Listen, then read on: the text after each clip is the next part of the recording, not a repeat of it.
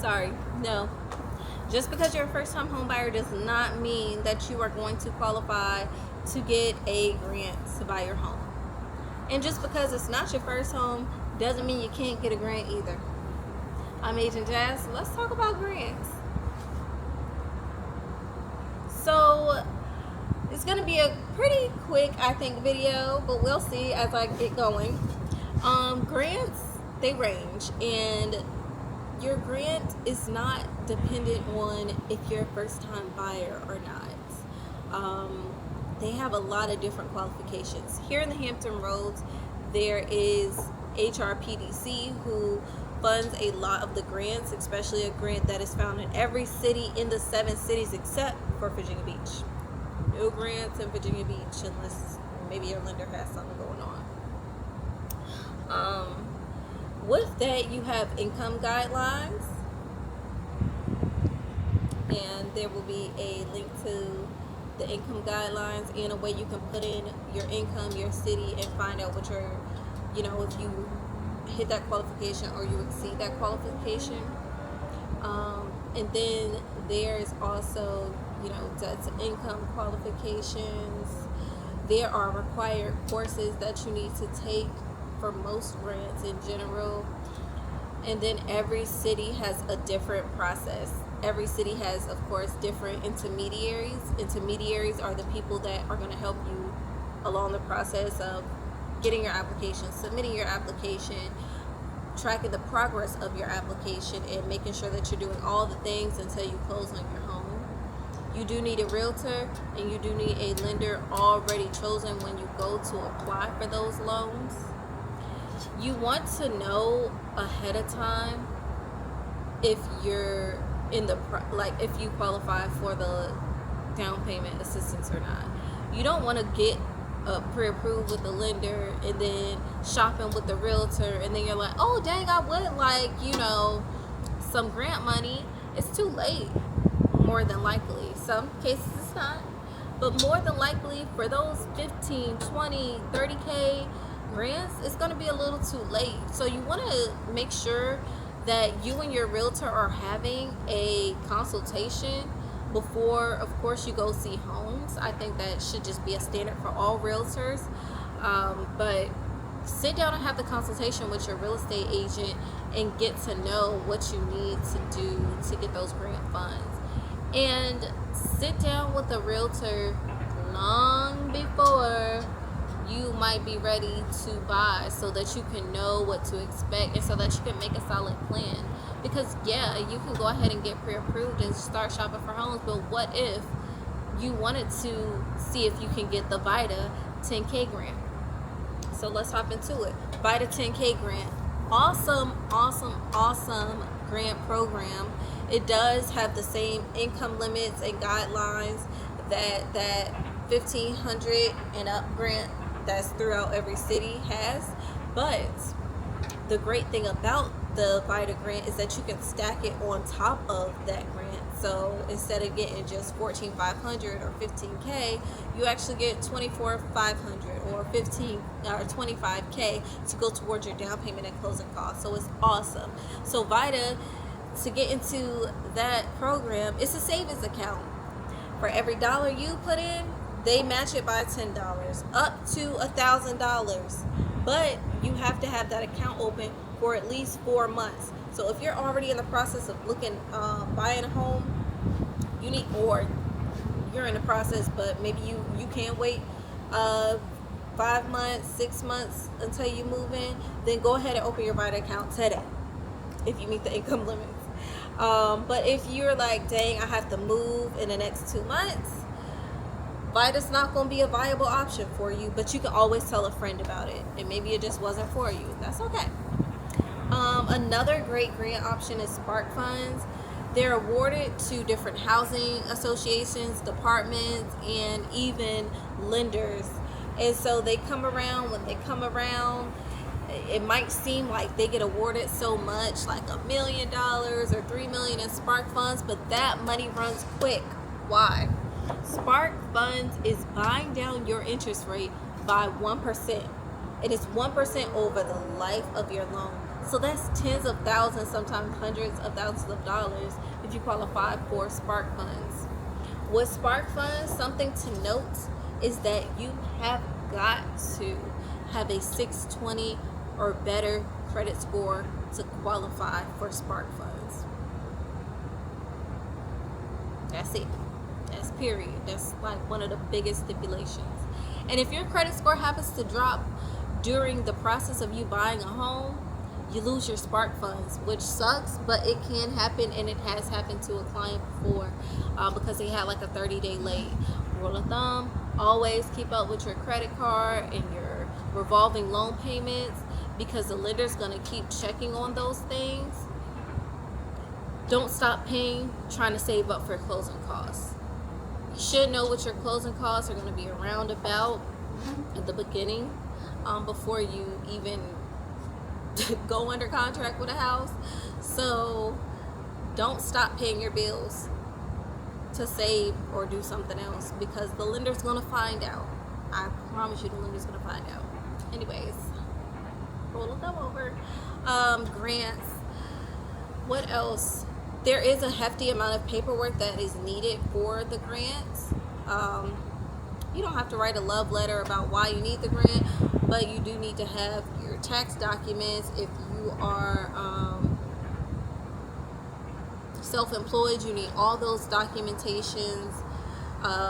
If you have employees, W-9s, if you are divorced, if you get alimony, if you get child support, they're going to need documentation for all of that. Social Security, disability, same things that the lender is going to ask you for, but it might be a few more documents needed for that down payment assistance. So when you get your application, they do give you a list of all the things. If you're in the Hampton Roads, I do have that list. I'm going to put it below in as a link so that you could just reference it offhand. What else with down payment assistance? I think the biggest tip that I have with down payment assistance is keep your scores up, still save money, and talk to your realtor ahead of time. I think that's the biggest one, because we don't want to be waiting, we don't want to miss out, we don't want to think we could and we really can't. And so making a plan with your realtor really alleviates that. Talking to your lender too, because the ones that I listed are just kind of general grants, but lenders often have a lot of their own in-house grant programs. So talk to your lender about what they think you can qualify for. And if your lender isn't looking at all the options for you, then you might want to get a new lender. But seriously, you want somebody who's going to look out for your best interest. Yeah, you might be VA entitled, but maybe a FHA has better rates for you, or maybe conventional is a better way that you should go. If you tell the lender or your realtor your future plans, there might be different loan options that work out better for you. If you're, married and you want to buy another house in a few years, it might be advantageous, depending on how much you make, to just have one party of the partnership on the loan and not both. And mind you, if you don't put that person on the loan, but you put that person on the deed, and then they go try to get a house and they say they're a first-time home buyer, they are not. Your name cannot be on a deed. It doesn't matter if your name's not on loan, your name cannot be on a deed if you're trying to buy as a first-time buyer and take advantage of certain products out there just for first-time buyers. So that's what I will say about that. If you're in the Hampton Roads, again, definitely look up Virginia Housing. Shop their website. They do have like a 2% closing cost program out there. You gotta meet the qualifications though. Credit score is one of those limits. And yes, the lender is gonna check your credit score. If you're ready to apply, if you're ready to see what you qualify for, you have got to check in with a lender. But let's say you're not exactly knowing what's on your credit and a lender asks you, you can find out what's on your credit on Credit Karma. I know that a lot of people don't like Credit Karma, the score might not be accurate, but what they say is up there is usually accurate. If you want that accuracy though, talk to the lender. The lender's gonna pull up your credit report. They'll do a soft pull, like, it's fine.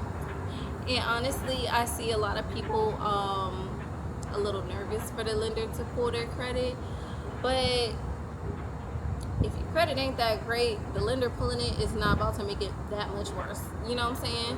So go ahead and check. You might as well know so you can make a solid plan. Like, that's the best advice that I can ever give someone is talk to those professionals first.